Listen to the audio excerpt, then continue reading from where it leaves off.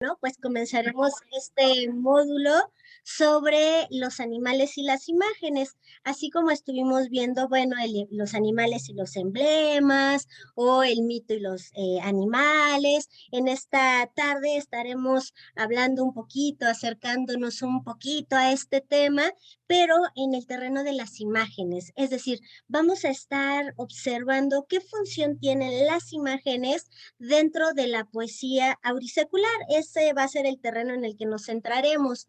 Y ya en ese terreno muy aterrizaditos, pues nos decantaremos, tomaremos la ruta de la poesía femenina. Lo que yo persigo con esta sesión y con la siguiente, con la de la siguiente semana, va a ser justamente que nos percatemos de la función que está desempeñando la imagen dentro de la poesía escrita por mujeres y la poesía escrita por hombres en los siglos XVI y XVII. Por muchos años se ha venido pensando, o a lo largo prácticamente de la historia, se ha venido pensando que el arte, que la producción artística, que la literatura en particular que escriben las mujeres, pues era una literatura, una poesía de una factura un poquito descompuesta, que era una copia de la masculina, que era en sentido estricto menor a la de los varones. Sin embargo, bueno, pues a la hora de explorar ya los estudios de género, en particular los feminismos, nos damos cuenta de que a partir sobre todo de los años 80 del siglo pasado, pues hubo muchísimos autores que ya empezaron a poner el dedo sobre ese renglón y a decir, hey, no, la literatura escrita por mujeres es una literatura sumamente compleja, es una literatura que tiene unas fuentes y unos fundamentos súper sólidos y todo ello ha permitido ir tirando algunos mitos, como por ejemplo el mito de que las mujeres en los siglos XVI y XVII no leían. Eso es pues uno de los grandes hallazgos o de los grandes descubrimientos que nos han regalado los estudios en materia de género, sobre todo, insisto, en el terreno de la literatura. Con base en esto, pues bueno, yo me estoy dando a la tarea de, a partir de las imágenes, mostrar esas diferencias en la escritura masculina y femenina, insisto, en particular en los siglos XVI y XVII. Sé que hay investigadores que se han decantado, por ejemplo, por el siglo XIX, que también es un periodo sumamente rico para ilustrar estas diferencias. No obstante, bueno, pues ya con 2 siglos de poesía tenemos pues un terreno bastante amplio por estudiar y pues bueno, hoy estaremos trabajando a propósito de dos tipos den un segundito, perdón, para proyectar de una vez el material, estaremos trabajando con dos tipos de imágenes. Nos vamos a remitir en esta clase a las imágenes de aire y fuego y en la siguiente sesión, perdón, vamos a trabajar con los otros dos elementos, las imágenes eh, pues de los otros dos elementos, ¿de acuerdo? Es decir, vamos a trabajar con tierra y con agua. ¿Vale? He decidido trabajarlo de esta manera porque mental y pues ceñirnos a este. Sé que en la primera sesión que tuvimos, donde enmarcábamos situacionalmente, contextualmente nuestros temas, los distintos, mencioné algo lógico, ejemplo, retóricos, etcétera, de criterio psicológico sensorial que tiene que ver con, insisto, esto, tierra y agua. Perdón, estaba mirando ahí el chat, dije no vaya a ser que haya alguna duda, algún comentario. Bueno, pues no sé si hasta aquí tengamos muy clarito qué es lo que vamos a trabajar en estas dos sesiones, sobre qué vías vamos a estar, ¿no? ¿Bien? Sí, todo va bien, Perfecto. Adrián. Muchas gracias, doctora. Muy bien, pues entonces sigamos. Les voy a mostrar la primera parte de nuestro corpus. Me parece que con estos poemas queda súper, súper claro a qué me estoy refiriendo. Vamos a enfocarnos en textos que nos hablan del amor, en textos amorosos, en poesía amorosa, tanto en poesía de carácter profano, ¿no? Y como con poesía de carácter sagrado. Por tanto, estaremos trabajando autoras seglares y autoras religiosas, a monjas. Adrianita, Sí, perdona que te Sharon, interrumpa, perdón. pero ¿podrías poner por favor la presentación? Porque dice que casi no se alcanza a leer. Era justo lo Perfecto. que iba a comentar, Listo, por eso Ahí levanté la perdónenme. muy mano. bien. No, no, Al gracias. contrario, gracias a ustedes. Sí, de pronto, no se necesitan que suba el volumen o que proyecte el material.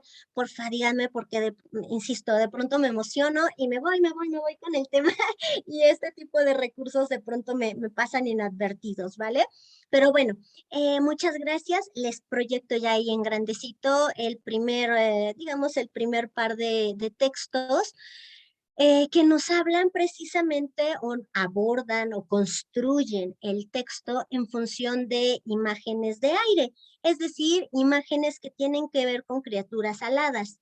En el primer caso, en el de Juan de Tasís, vamos a ver que el personaje, la criatura alada a la que se refiere, es una criatura que es súper cara para los poetas de los siglos XVI y XVII. Es decir, vamos a estar viendo a Ícaro como imagen eje de ese poema. Y en el caso de Marcia Belizarda, es decir, el poema que tenemos a mano derecha, va a encontrarnos justamente con una avecilla que, pues bueno, que canta eh, ante la presencia de su ser amado. Ambos poemas, insisto, van a estar construidos con esos ejes en el terreno de la imaginería, ¿de acuerdo? Por un lado Ícaro y por el otro el ave parlera, como le llaman ahí. En este segundo bloque estaremos trabajando el mismo poema de Marcia Belizarda y el poema de Luis de Góngora, este soneto de Ya que con más regalo el campo mira. En este vamos a encontrarnos también una imagen alada que va a ser una avecilla, un par de avecillas que están cantando los extremos de su señora. Ahorita desmenuzaremos qué es esto de los extremos de su señora. Dejaremos el terreno de la poesía sagrada, perdón, de la poesía secular o profana, y nos iremos con la poesía de carácter o de cariz sagrado, de cariz divino. En el primer caso, bueno, se llamó Sor Ana de la Trinidad, con su Bebo en un mar de sed donde me anego, también un soneto, y con Cecilia del Nacimiento, poeta que es mucho más conocida que la primera, y pues de ella estudiaremos el texto O peregrino yende el alma mía. Ambos, insisto, son poemas de naturaleza mística, o por lo menos así los han clasificado. El caso de Sorana de la Trinidad, además, es un caso muy interesante. ¿Por qué? Porque ella hasta apenas el 2010, más o menos, se detectó la autoría de sus poemas. Ella escribió 19 sonetos de carácter místico y todos ellos se le habían atribuido a su compañera, Cecilia del Nacimiento. Cecilia del Nacimiento era priora del convento del cual formó parte Sor Ana de la Trinidad. Sor Ana de la Trinidad siempre tuvo una salud pues bastante endeble, bastante delicada, murió muy joven, murió antes que Cecilia del Nacimiento, pero por la cercanía que hubo entre ellas, por este carácter sororo que encontramos en los conventos, pues Sor Ana de la Trinidad, al sentir que le faltaban ya fuerzas, le encomienda sus textos, sus 19 sonetos a Cecilia del Nacimiento, y ella los recoge, los guarda, y al morir Cecilia del Nacimiento, la crítica y bueno, en general los estudiosos netos estaban entre las pertenencias de Cecilia del Nacimiento, entre sus textos, entre los lectores pensamos que esos textos eran de Cecilia del Nacimiento y bueno, pues hasta hace poquito un investigador apellidado Caseda se dio cuenta de que no.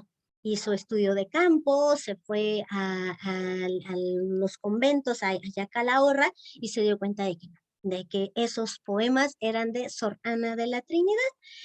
Y bueno, pues nada, independientemente de esa relación textual tan interesante, vamos a abordarlos por esta parte un poquito más estructural, es decir, vamos a ver cómo están funcionando las imágenes. En el primer caso, en el de Sor Ana de la Trinidad, pues estaremos viendo la imagen de la mariposa. Y en el caso de Cecilia del Nacimiento, vamos a estarnos encontrando con la imagen del fénix o la fénix, ¿no? Como le llaman en ese tiempo, ¿no? Ahí era femenino y no masculino como nosotros lo mencionamos, ¿de acuerdo? Em, y bueno, Estos dos poemas de Cecilia del Nacimiento y Sorana de la Trinidad los vamos a comparar con una copla de San Juan de la Cruz.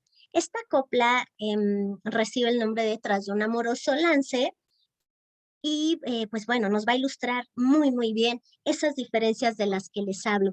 Diferencias que tienen que ver con una con una experiencia desde lo femenino. Recordemos que los poetas en los siglos, sobre todo 16 y 17, tenían muy clarito su objeto amoroso. Es decir, ellos estaban completamente enfocados en dirigir sus clamores, sus peticiones, sus alabanzas a una figura femenina que estaba en un pedestal, era intocable, era inasequible. Sin embargo, con las mujeres nos encontramos algo diferente, y esto, insisto, ya lo veremos acá con Marcia Belizarda. Nos vamos a encontrar con que esa figura amorosa, esa entidad, ese objeto del deseo, en el caso de las mujeres, no era nombrado, era de alguna manera aludido, sugerido, pero jamás era expresado de manera explícita. Es decir, cuando nos encontramos a los autores, podemos encontrar que un Petrarca, por ejemplo, se refiere a su Laura, ¿no? Pero cuando nos encontramos a una Marcia Belizarda, no nos encontramos con que le hable a un Lauro, ¿no? Nos encontramos con que le habla al sol, ¿no? A la aurora hermosa del sol. Ese es su objeto de ese sol.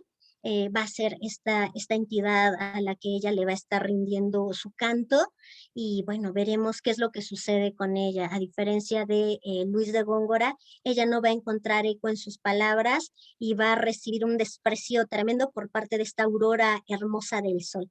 Pero bueno, no me adelanto, vayamos a los textos, vayamos como Jack el Destripador por partes. Empecemos, si bien les parece, con Juan de Tasis, mejor conocido como el Conde de Villamediana. Este poeta que además tuvo una obsesión con esta figura de Ícaro.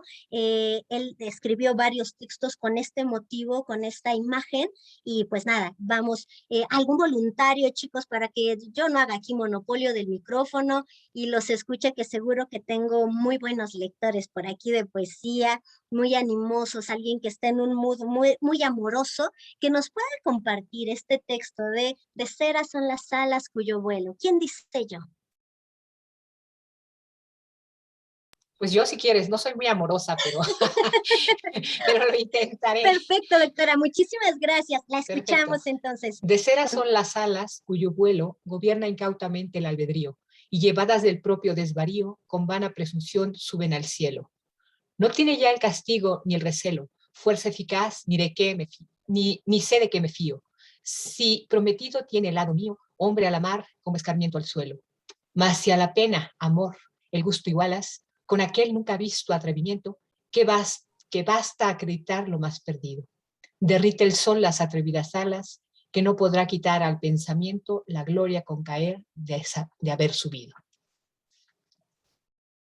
Muchísimas gracias, doctora. Perfecto. Esta lectura del soneto de Juan de Tasis está muy bien, porque nos está rescatando justamente esta imagen de Ícaro, y además nos está presentando la recepción de ese sentimiento amoroso.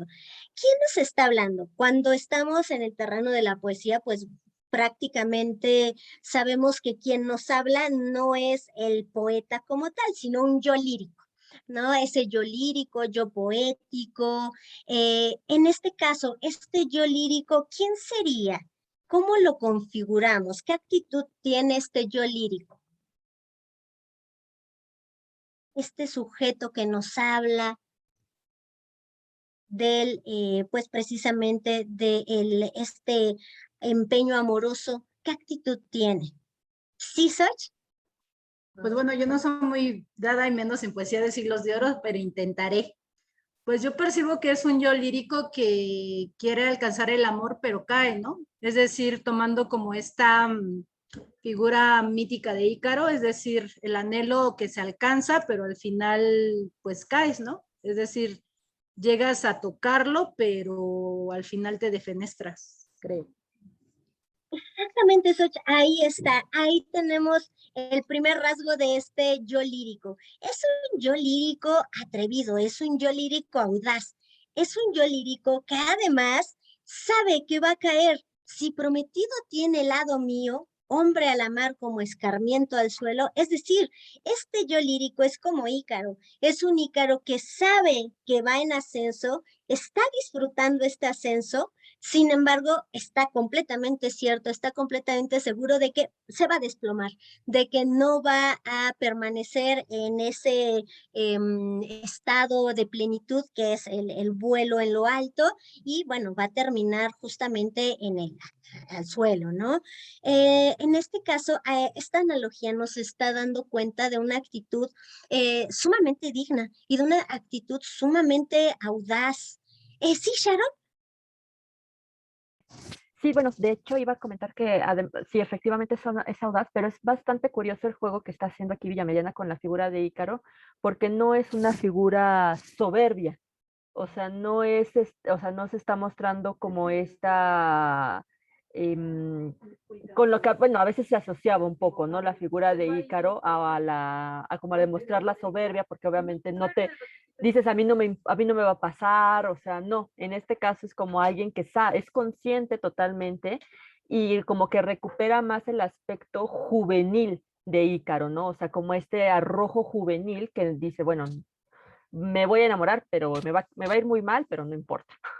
Exactamente, Sharon. Y así, así, con esa paráfrasis que acabas de hacer de la actitud de Ícaro, tenemos una idea entonces ya muy clarita, ¿no? Es decir, este Ícaro no es este Ícaro soberbio, este Ícaro que pues se muestre como digamos, como un modelo a seguir, sino como un Ícaro, pues mucho más, sí audaz, pero muy consciente de que va a caer, ¿no? Es atrevido, sí, sin duda, pero no es soberbio, ¿de acuerdo? Y en el caso de Marcia Belizarda, vamos a ver qué es lo que sucede con esta imagen alada, con esta imagen del aire que estamos observando, insisto. El yo lírico va a ser completamente diferente en el caso de Marcia Belizarda. Y pues bueno, para que no les cuente más, ustedes, por favor, alguien que me apoye, así como amablemente la doctora Lourdes nos apoyó con la lectura del texto de Juan de Tasis, alguien que nos quiera apoyar con el texto de Marcia Belizarda, este que está del lado derecho, cuando borda de perlas el aurora. Uy, ya les estoy dando las respuestas. A ver, ¿quién dice yo? Bueno, si quieres, lo leo yo. Perfecto, Sharon, muchas Sí, gracias. no, no, no. Cuando borda de perlas el aurora tapetes que matizan bellas flores, en lisonjas retornan los favores con que las enriquece y enamora. Luego la sigue el sol, que rayos dora la variedad vistosa de colores, a quien las aves repitiendo amores hacen salva con música sonora. Así yo cuando vi la aurora hermosa del sol que desterró la niebla oscura de una ausencia, si ya no sol ni ave, racional, la belleza milagrosa venero con verdad sencilla y pura, y el premio fue un desdén severo y grave. Perfecto, muchísimas gracias, Sharon. Ahí tenemos el texto entonces, chicos, de Marcia Belizarda. En este caso, la actitud amorosa que están teniendo ambas voces líricas es bien diferente.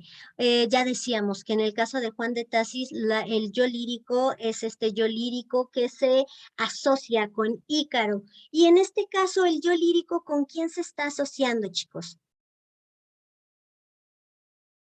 Compañeros, colegas, ¿con quién se está asociando esta voz lírica, este yo lírico de Marcia Belizarda? ¿Quién es este yo lírico que expresa el sentimiento amoroso? Sharon, ¿sí? No, no lo había dicho, pero no había levantado la mano, pero pues me parece que es un ave, ¿no?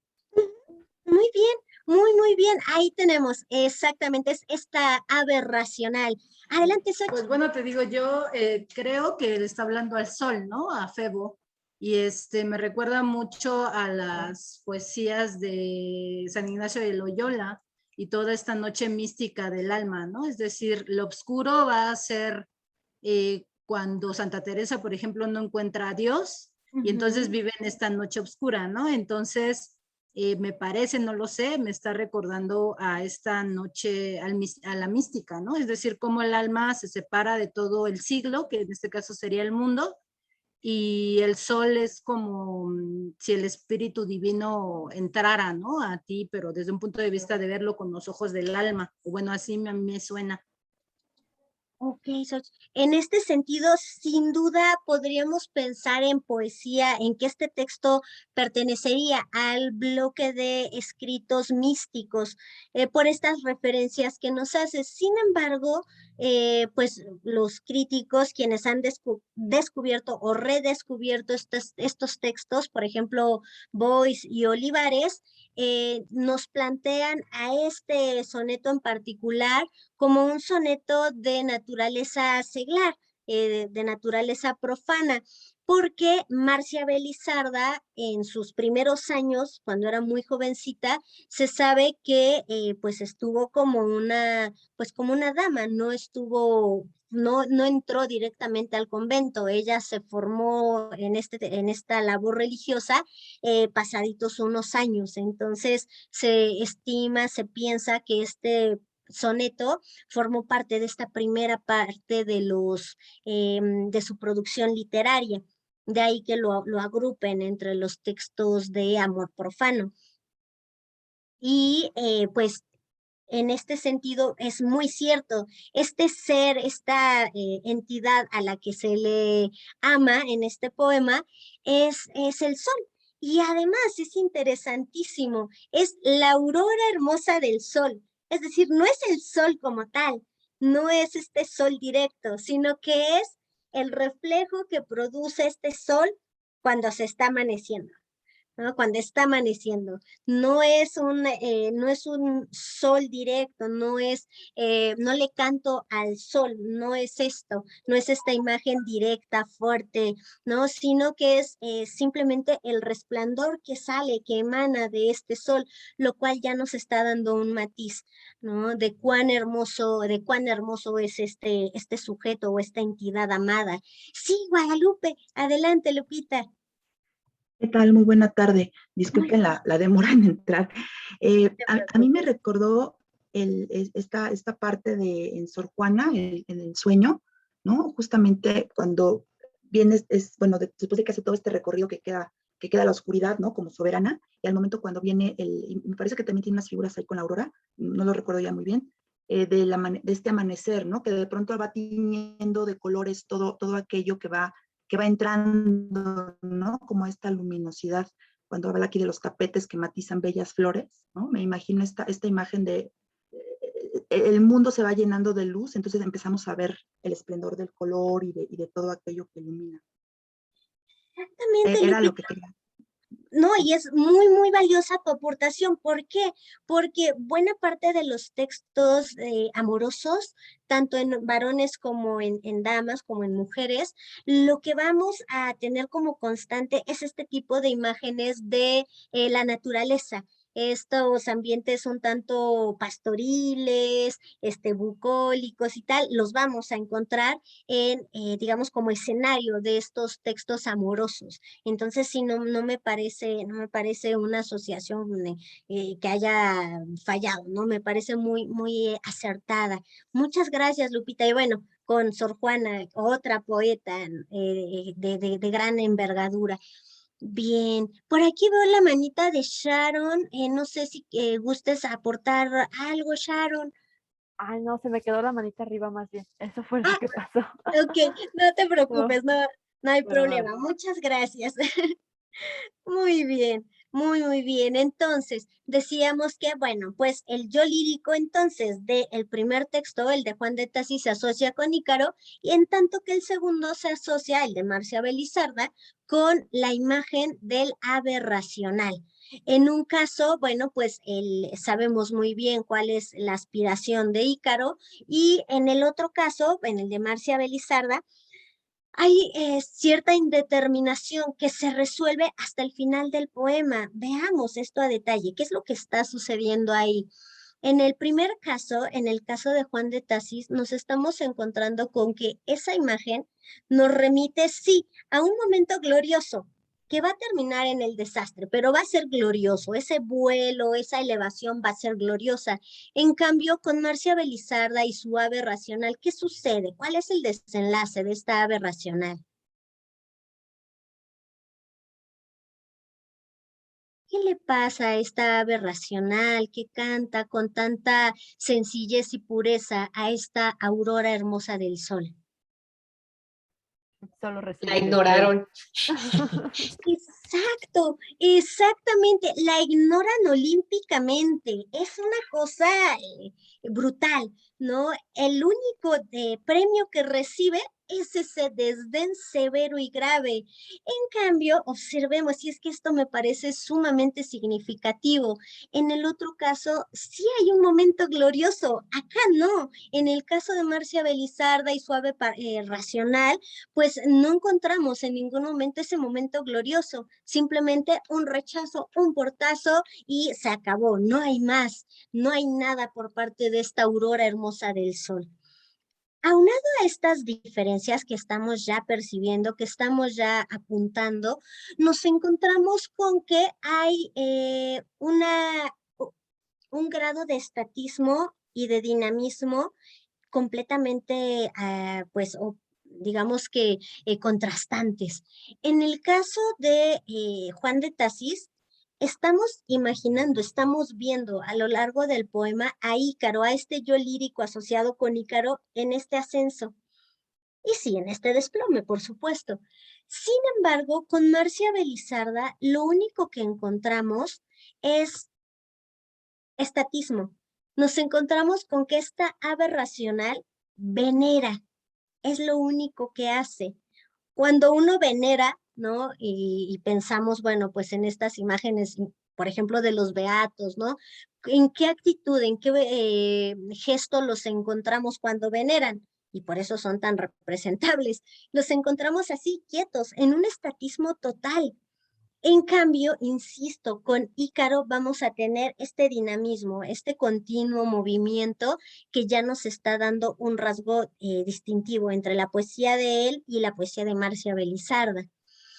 Otro elemento que nos ayuda a encontrar las diferencias o una diferencia es que cuando nosotros nos encontramos con el poema de Juan de Tasis, encontramos, y de ahí el uso de los recursos literarios de los que hablábamos en la primera sesión, nos encontramos con la alusión. ¿Qué pasa con esta alusión? Nosotros como lectores del siglo XXI sabemos a quién se está refiriendo, pero imagínense a los lectores de los siglos XVI y XVII, que eran tan asiduos de este tipo de textos, de este tipo de discursos poéticos. Ellos sabían en un primer momento, sin mayor duda, que se estaba refiriendo con esta alusión a Ícaro. En cambio, en el caso de Marcia Belizarda, ¿qué es lo que nos encontramos? ¿Cómo se nos expresa esta identificación con el ave racional? Si ya no soy ni ave racional, la belleza milagrosa, así yo cuando vi la aurora, ¿qué es lo que estamos observando ahí? En uno es una alusión, en el caso de Juan de Tasis, y en el otro, una comparación.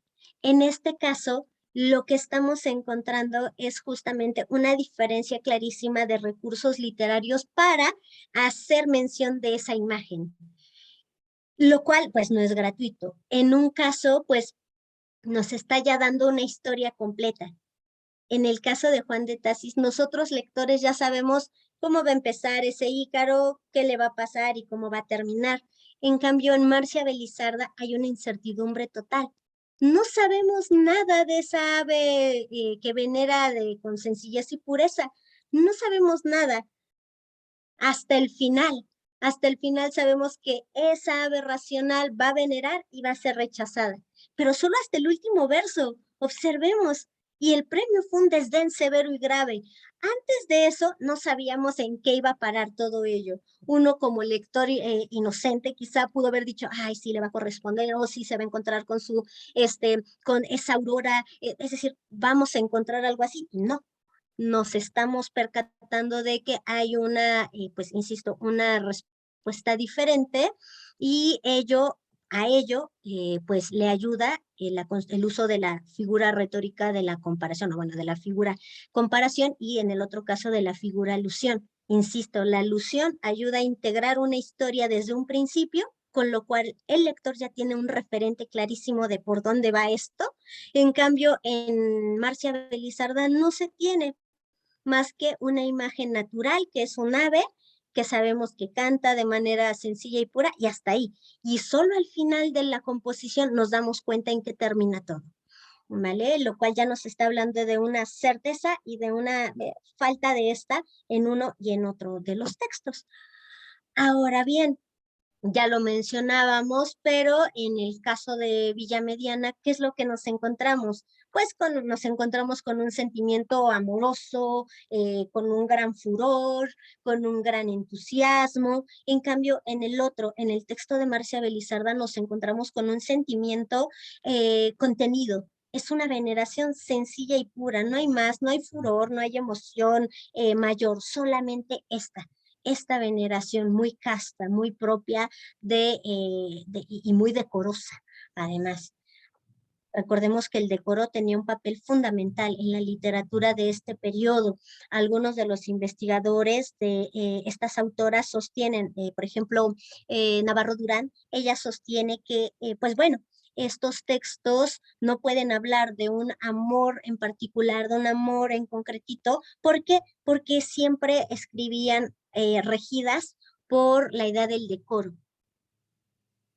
Y pues bueno, ya era bastante audaz que una mujer en ese momento firmara sus textos y además estuviera vinculada con estos círculos literarios.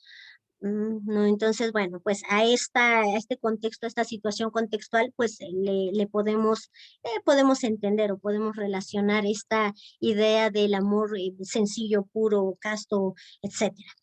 Bien, ahora, otro elemento que pues podemos encontrar en este texto o en este par de textos es que en el caso de Juan de Tasis hay una consecuencia satisfactoria, ya lo decía Sharon, ¿no? Bueno, pues sí es súper audaz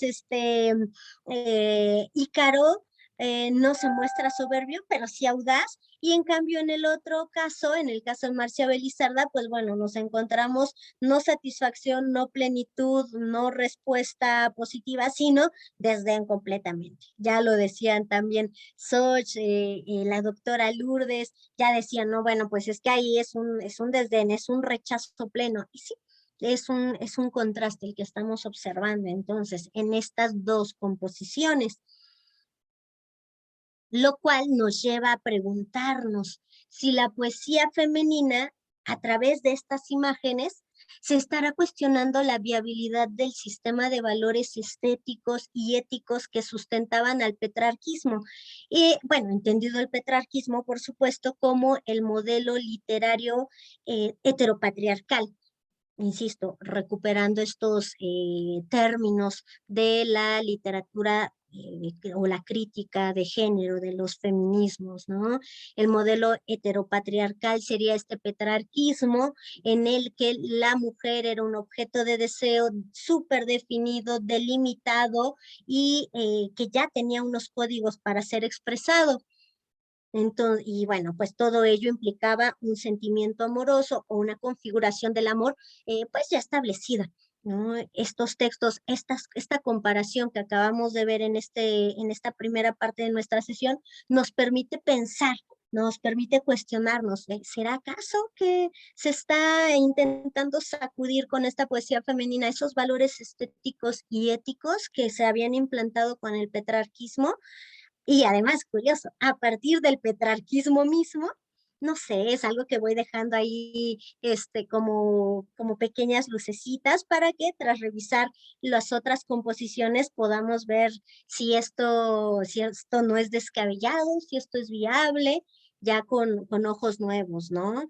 Yo, insisto, he estado trabajando estas imágenes ya hace algunos meses, años, y pues nada, yo sostengo esto, pero ustedes como lectores, pues mirando desde otro ángulo el fenómeno, podrán decirme, no, Adriana, esto está descabellado, no va por ahí, o sí, Adriana, coincido en esta crítica que se hace del modelo reinante en aquel entonces, etc. Pero bueno, ya llegaremos a ese punto. Mientras vamos, como buenos detectives de la literatura, a ofrecer más evidencia, a ofrecer más elementos para ver si esa hipótesis, si esas ideas no están fuera de sí.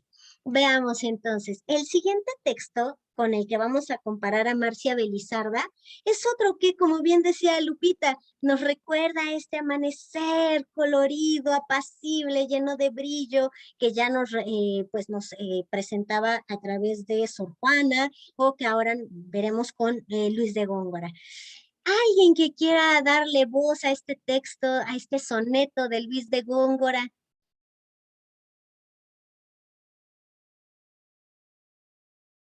¿Quién dice yo? Yo sé que hay mucha timidez por aquí, pero insisto, siéntanse en un espacio súper tranquilo, siéntanse en la confianza de exponer dudas, de aportar, de participar. Lupita ya Lupita, levantó la mano. Lupita, adelante, muchísimas gracias. Sí, disculpen si de pronto la conexión es un poco inestable, perdón. No te preocupes, no, al contrario, gracias. Ya que con más regalo el campo mira. Ya que con más regalo el campo mira, pues del hórrido manto se desnuda, purpúreo el sol y, aunque con lengua muda, suave Filomena ya suspira. Templa, noble garzón, la noble lira. Honra en tu dulce plectro y mano aguda. Lo que al son torpe de mi avena ruda me dicta amor, Calíope me inspira.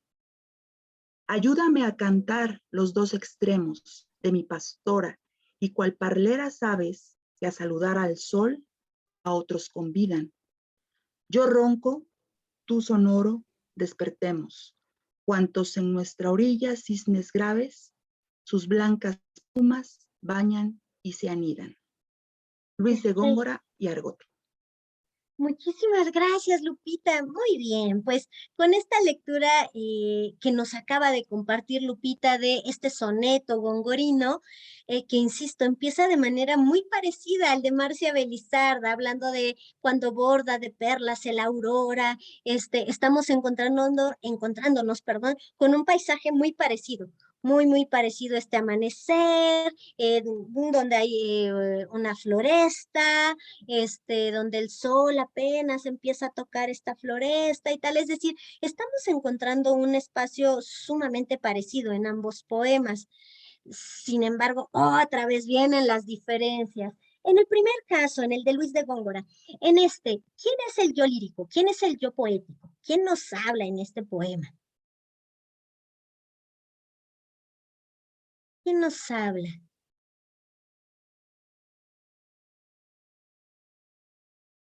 Templa, noble garzón, la noble lira, honra en tu dulce plectro, mano aguda. Pues el poeta, ¿no? Exacto, muy bien, Lourdes. Es el poeta que además no está solito. Es un poeta que le está pidiendo a su amigo, a este noble garzón, que le ayude a cantar. Y uno dice, bueno, ¿a cantar qué o a quién? Ah, pues que le ayude a cantar los dos extremos de su pastora. ¿Y quién es esta pastora? Pues su dama, ¿de acuerdo? En este caso, ¿cuáles serán esos dos extremos? Yo cuando era muy pequeñita y leí por primera vez este texto, dije los dos extremos y pensaba que hablaba de los brazos de la pastora y dije, bueno, un extremo y el otro extremo, pero no va por ahí, no son esos dos extremos de la pastora. ¿Cuáles son esos dos extremos de la pastora? Que tiene mucho que ver con la tradición poética en la que nos estamos moviendo. ¿Cuáles serán esos dos extremos? La cabeza. el rostro, uno, No, ¿no? no, tiene más que ver con esta configuración precisamente que se tenía de la mujer, de la dama en particular, en la poesía de estos siglos. ¿Alguna intuición, alguna sospecha de a qué nos referimos con esos dos extremos? ¿Las manos? Las manos, no, tampoco. No tengo idea. No, no Lo, se preocupe, no, lo muy bien. físico y el alma. Bueno, la parte corporal y el alma. Tiene, ahí ya se empieza a vincular. Bien, tiene mucho que ver justo con esta parte, la física y la anímica o espiritual. Estos dos extremos son la belleza y la crueldad. Desde Petrarca ya se nos venía hablando, y en general todos los petrarquistas italianos han configurado o estuvieron configurando la imagen de la dama como esta bella dama sin merced. A eso se está refiriendo, pues justamente Luis de Góngora. Ayúdame a cantar los dos extremos de mi pastora. Esos dos extremos son justamente la belleza de la pastora y la crueldad. ¿Y por qué cruel? Pues porque no lo corresponde, no le hace caso. Pero observemos qué actitud tiene este yo lírico, a diferencia de Marcia Belizarda, que tampoco es correspondida, pero tiene una actitud completamente diferente a la que nos plantea aquí este yo lírico. Este yo lírico entonces le está pidiendo apoyo a su amigo, a este noble garzón, a este noble jovencito, y le está diciendo, oye, ayúdame con tu noble lira a cantar estos dos extremos. Yo con mi avena ruda, es decir, con mi instrumento desafinado, muy modesto este poeta, por cierto, ¿no? Y tú con tu noble lira, como un Apolo hermoso, ayúdame a cantar esos dos extremos de mi pastora, ¿no? Es como un poco, perdonen la imagen pedestre, pero es como un poco a estos, pues esta costumbre de ir a cantarle a la novia, ¿no? ¿Qué hacen? Ah, pues van con el amigo ahí a cantarle a la casa de la chica, ¿no? Algo así estaba pidiendo este yo lírico, pero bueno, obviamente en un contexto diferente. ¿Qué es lo que estamos encontrándonos entonces? Que está haciendo del canto amoroso, este yo lírico, un canto colectivo. No es un canto que se realiza en soledad, como sí lo es el canto que realiza esta ave racional. Esta ave racional está solita, nadie la acompaña a cantar la belleza de esta aurora hermosa, nadie. En cambio, en el caso de Luis de Góngora y su yo lírico, sí que tenemos a un colectivo cantando los dos extremos de la pastora. En este caso, pues la imagen alada o la imagen de aire que estamos observando aquí está aquí. ¿Cuál parlera, sabes? Aquí nos estamos enfrentando a la imagen de la que les hablaba. Las parleras, sabes, en este caso, son el poeta y el noble garzón, es decir, el yo lírico que quiere cantar los dos extremos de su pastora y este noble garzón a quien le está pidiendo apoyo, a quien le está diciendo, hey, ayúdame, porfa, no seas mala onda, vamos a cantarle a mi pastora, a mi chica, ¿no? Prácticamente eso es lo que estamos viendo aquí. Ellos son las parleras aves. En consecuencia, la imagen alada, la imagen de aire que estamos observando aquí, nos está remitiendo a un yo lírico completamente convencido de lo que está haciendo, a un yo lírico seguro de sí, a un yo lírico que está invitando a otros a este canto amoroso, es decir, es un canto que se está haciendo en comunidad, cosa que, bueno, pues ya contrasta con esta ave racional de la que hemos venido hablando con Marcia Belizarda.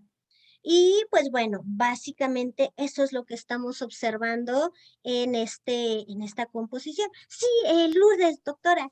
Sí, Lourdes, me gusta que me digas Lourdes. Ah, bien. Gracias, Adriana. Estoy preguntándome si aquí, por ejemplo, en la primera parte, Sí. se hace alusión a Filomena.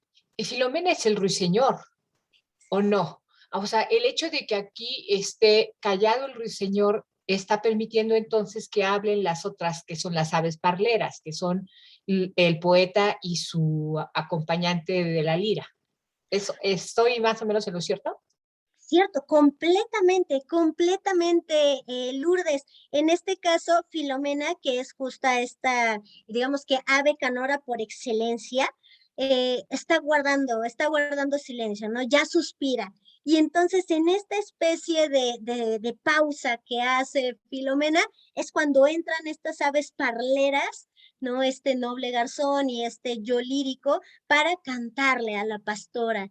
Y de hecho es interesantísimo porque más abajo tenemos, justo en la última estrofa, en el último terceto, nos encontramos con una otra imagen alada. Y en este caso son las cisnes, cisnes graves, ¿no? Yo ronco, tu sonoro, despertemos cuantos en nuestra orilla, cisnes graves, sus blancas plumas bañan y se anidan. Es decir, ¿qué es lo que está refiriendo aquí el yo lírico? Ah, pues está refiriéndose a otros poetas, ¿no? Cisnes al fin, ¿no? A otros poetas que van a ser de alguna manera, pues, sacudidos por este canto que ellos expresarán a la pastora, ¿no? Estos cisnes graves con sus blancas plumas que se están anidando, ¿no? Los imaginamos allí en un cuerpo de agua anidándose, ¿no? Estos cisnes, y pues bueno, no son otros más que los otros poetas, ¿no? Insisto, viéndolo siempre en este marco de la poesía de corte y tal. No, pero sí es muy cierto, ahí tenemos otra imagen alada en este soneto de Gongorino tenemos a Filomena, las parleras aves, ¿no? Y los cisnes.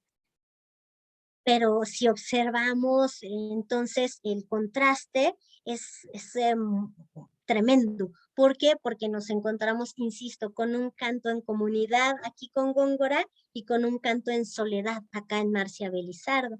Sí, Lourdes. Otra vez, perdón. El Lourdes, hecho de que esté mencionando al final, por ejemplo, a los cisnes, dice, despertemos cuantos en nuestra orilla, cisnes graves. El hecho de que mencione eso me recuerda un poco a Catulo cuando hace en el Carmen V, que es el Vivamos, lesbia mía y amemos, ahí le dice, ignoremos los rumores de los viejos más severos. Y aquí se está también desdeñando la gravedad de los cisnes. Los cisnes tradicionalmente en la literatura latina, por lo menos, y quizá también aquí en la del siglo de oro, Góngora es totalmente latinizante, ajá, están asociados normalmente por el color de sus plumas con los viejos. De hecho, a los cisnes se les llama viejos cisnes, y normalmente, o se les dice canosos, etcétera. Entonces aquí el hecho de que al final estén cerrando los cisnes y que los van a despertar y están por ahí acurrucándose, están hablando también de la juventud frente a esta otra etapa que es la de la vejez, simbolizada, no sé si sea simbolizada, Adriana, tú me corriges por favor. Lo que me llama la atención es que se mencione a Calíope, porque Calíope es una musa no de la poesía lírica, entonces es curioso que sea ella la que inspira. Ajá. Ay, por supuesto, dicta amor, ¿no? Cupido, pero Calíope, que es la musa de la elocuencia y de la poesía épica, es la que lo inspira. Y en nada más. Perfecto, muy bien, Lourdes. Justo iba ahorita a tocar este aspecto que es fundamental. Lo de Calíope, sin duda, nos está reforzando este carácter del texto, en este caso del texto gongorino, que como bien dices, amaba digamos que este terreno latino y tal.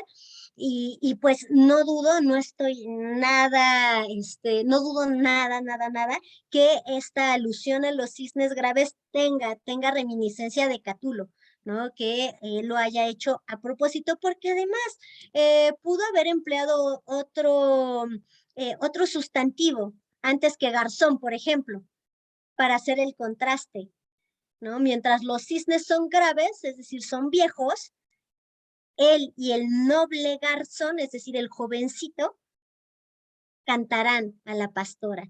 Ahí estaría dado este contraste, este refuerzo del contraste de edades él y el noble garzón muy jovencitos, en cambio los cisnes ya graves, ya vetustos, ya con cierta, digamos, cierto camino recorrido, ¿no? Y no sería descabellado, este soneto es de 1581, si no me falla la memoria, 1581, cuando Góngora rondaba los 20 años, era muy jovencito cuando él escribió estos sonetos amorosos.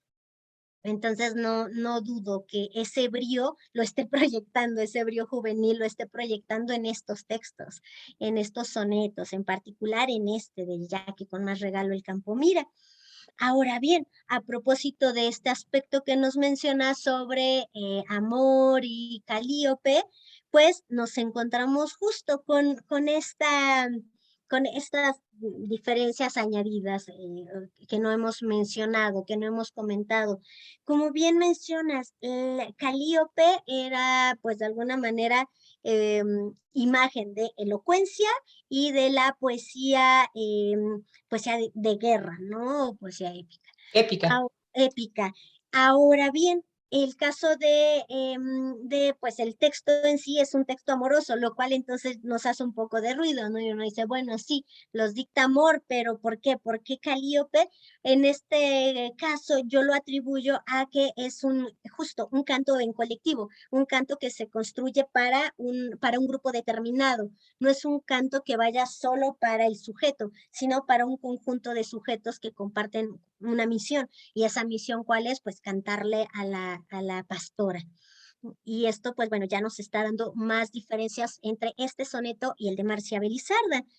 Aunado a ello, pues nos encontramos con que, pues bueno, la imagen en el caso de Luis de Góngora vuelve a ser dinámica, tal como en el Conde de Villamediana hay una imagen dinámica. Estas aves parleras cantan, saludan, despiertan a los cisnes y el ave racional de Marcia Belizarda solo venera. Ahí estamos viendo el estatismo de esta ave racional frente a el dinamismo de estas aves parleras gongorinas. Ahora, otro elemento, en el caso de Luis de Góngora o de su soneto, nos encontramos en yo poético o yo lírico con estas aves, pues es la comparación, se expresa el referente. Y en cambio, en el caso, perdón, tal como ocurre con el caso de Marcia Belizarda, también se expresa el referente. Sin embargo, ya estamos viendo que son dos referentes completamente distintos por su nivel de dinamismo y estatismo, respectivamente. Ahora, en el caso del soneto gongorino, estamos viendo a un yo poético que sí venera, pero de una manera grandilocuente, que resalta la belleza y la crueldad de su dama, de su pastora, al hablar de estos dos extremos que ya mencionábamos. Y en el otro caso, pues ya vimos que era una veneración, sí, igual que en Góngora, pero sencilla y pura, contenida. No hay arrojo, no hay este gesto audaz, no hay más. Simplemente es una veneración sencilla y pura, contenida. En el caso del soneto gongorino, el objeto del deseo en particular, es la pastora. Sabemos, podemos incluso construir en nuestra imaginación con todo digamos, todos estos referentes de la poesía pastoril, podemos construir, podemos saber cómo es esa pastora. Sin embargo, en el caso de la poeta, de Marcia Belizarda, este objeto del deseo, este sujeto al que ella venera, ay, perdón, este sujeto al que ella venera, no se expresa con una plenitud.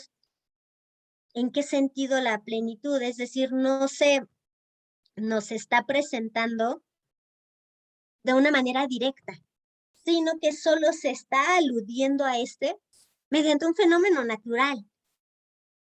No sé si esto resulte clarito. Insisto, en un caso, el sujeto amado está ahí muy claro, es una pastora, y en el otro caso se da toda una vuelta, todo un rodeo para decir a quién se está deseando, a quién se está amando. Se está amando a esta aurora hermosa del sol. Nuevamente este lenguaje indirecto para referir a esta entidad. Y pues bueno, finalmente nos encontraríamos con estas diferencias. Hay una actitud en el acto de cantar de temeridad, gozo y dignidad en el caso gongorino, y una actitud ante el acto de cantar de humildad, honestidad y pesar, sobre todo en el caso de Marcia Belizarda. lo cual, bueno, nos lleva a encontrarnos con el canto como un acto en comunidad por un lado y el canto como un acto en soledad por otro, en el caso de Marcia Belizar. Bueno, con todos estos elementos, pues insisto, podemos ir apreciando las diferencias entre un poeta o la escritura amorosa de un poeta y la escritura amorosa de una poeta. No sé si alguien guste compartir algo, alguna reflexión, algún hallazgo, alguna pregunta, ¿por qué no? ¿Todo en orden? ¿Todo va resultando claro? Sharon, perdón, sí. Sí. Sí, sí, perdón. Bueno, yo me quedé pensando un poco me quedé con en la cabeza la pregunta, ¿no? Sobre si esto era como una manera de cuestionar, digamos, el modelo petrarquista. Y vaya, no sé, me cuesta mucho trabajo porque efectivamente sí, o sea, vamos, no, sí están cambiando efectivamente el modelo poético dominante de la época, y- pero aún se mantiene la imagen que se tenía de la mujer de la época, vamos, o sea, como este ser pasivo, de cierta forma, o sea, este pájaro que contempla, y este ser que contempla, y a la vez, como mencionabas, ¿no? Muy decorosa, esta humildad, esta honestidad, todos como valores muy asociados a la mujer en la época. Entonces, no sé, o sea, hay como un juego muy interesante entre el prototipo, Ajá, sí. la imagen de la mujer, y a su vez como trastocar el modelo poético. La verdad, es como muy, muy extraño. Es o sea, el momento de que la mujer ya dentro de las experiencias, eh, pues evidentemente no coincide con el modelo petrarquista, ¿no? Porque incluso existe hasta esta crueldad de la mujer, ¿no? O sea, bueno, vamos, en los hombres es la crueldad de las mujeres y en ella pues está este desdén, ¿no? Este desdén grave. Entonces, también está ahí presente, pero aún así se cambia, se modifica, vamos, es como una adaptación de este modelo. Y sí, efectivamente lo consigue, está bastante bien logrado a través de las imágenes a las cuales se echan mano, al menos este primer poema que hemos revisado a Muy fondo. bien, Sharon. Y efectivamente, bueno, antes de comentar tu intervención, tengo ahí algunas cosillas justo que me vinieron a la mente, pero si te parece, si les parece, escuchamos a Lourdes y enriquecemos. Sí, gracias. Yo creo que como complemento a lo mejor lo que acaba de decir Sharon, en el sentido de que esta es una transgresión de alguna manera del modelo que se tenía de la dama en la poesía de Marcia Belizarda. Yo creo que una palabra fundamental que encontramos es que ella se llame a sí misma, a su manifestación como ave, se califique como racional, porque la mujer no solía ser reconocida como racional. Entonces esto es wow. A mí me parece fundamental esa adjetivación. Perfecto. Uy, y miren, voy a salir como los padrinos en los 15 años. No venía preparada, pero a propósito de esto que comentan muy bien sobre esta transgresión que ya se hace, y bueno, la palabra clave racional que nos menciona Lourdes, viene muy a cuento de lo que nos planteó Sharon. Esta idea del ave racional, permítame un segundito, voy por un prólogo justo de Marcia Belizarda. Marcia Belizarda nos legó un texto que iba a ir al inicio de sus poesías reunidas, poesías que no logró ver en imprenta, no le alcanzó la vida para ello, aunque quedaron ya muy reuniditas, muy armada la edición, no logró verlo y por ello contamos con un prólogo, una nota al lector. Deme un segundito, voy aquí al por el libro.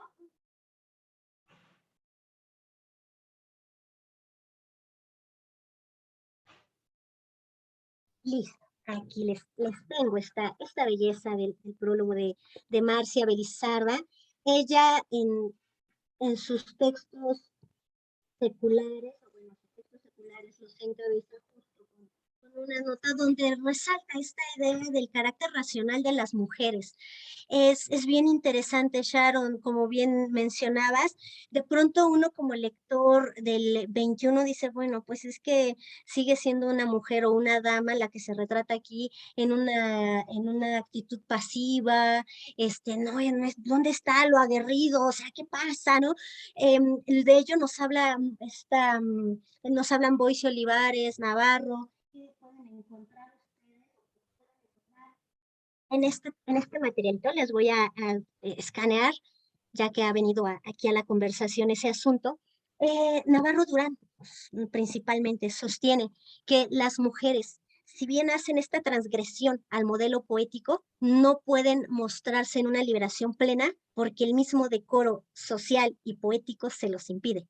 Es decir, este gesto, este guiño que podría parecer la presencia del ave racional, ya es un gran logro en el sentido de que a las mujeres en este periodo, siglos XVI, XVII, y bueno, ya habíamos visto en la Edad Media, se les consideraba como entidades que estaban más bien asociadas con el terreno privado y con la parte telúrica. Por ello se les encomendaban labores que tenían que ver con la regeneración de la tierra, con el cuidado de los hijos, con la crianza de la prole. ¿Por qué? Porque precisamente se tenía esa noción. Bueno, es que la mujer, por su carácter, por sus humores, está relacionada con este terreno y por ello, pues bueno, todo lo que está fuera del ámbito doméstico, es decir, lo público, no le toca. Y dentro de lo público estaba lo racional. Y al estar lo racional ya en un ave femenina, pues bueno, ya nos llama la atención. Permítanme nada más les leo esta edición, este prólogo a sus poemas de Marcia Belizarda, no tiene desperdicio y refuerza muy bien esto que ya nos están comentando de, bueno, qué es lo que está sucediendo con esa ave racional. Ajá, aquí está. 46, aquí está. Dice, Marcia Belizarda, a quien leyera estos versos. Siendo pasión natural amar los hijos, aun sin ser hermosos, mayormente los del entendimiento, no se extrañará que estos del corto mío recoja mi amor, es decir, sus versos, porque desperdiciados cada uno por sí se exponen a padecer injustos naufragios en el crédito de las gentes, y juntos podrán más bien valerse unos con otros. Es decir, pueden tener mejor parecer todos sus textos ya juntitos que si los lanza uno por uno. Por cuanto la cadencia y las voces de los padres, sí de uno solo, tan honrosamente altivo, que antes morirá de necesidad que buscarla socorro, estimando en más parecer pobre que valerse de prestado caudal para ostentar lúcidamente rico, que está diciendo que sus textos son producto pues de un entendimiento grande, vasto, sólido. Añade, ociosa satisfacción para los que con discreta y urbana atención o intención bien advertirán que quien dio alma a la mujer, la dio al hombre, y que no es de otra calidad esta que aquella, y que a muchas concedió lo que negó a muchos. Y si dando a conocer estos versos su legítimo autor, por serles en todos sus defectos parecidos, no bastare para que se dude la gloria que en la duda le adquiriesen, se deberá a Dios, y cuando no la goce, no le falte la de su cielo, que es la que desea y pretende. Entonces, con este prólogo, con estas notas preliminares, lo que nos está haciendo, o en lo que nos está haciendo énfasis Marcia Belizarda es precisamente en esto, este carácter racional, este entendimiento sólido de la poeta, que seguramente no será bien recibido por buena parte pues de esta comunidad, ¿no? Que recibirá los textos.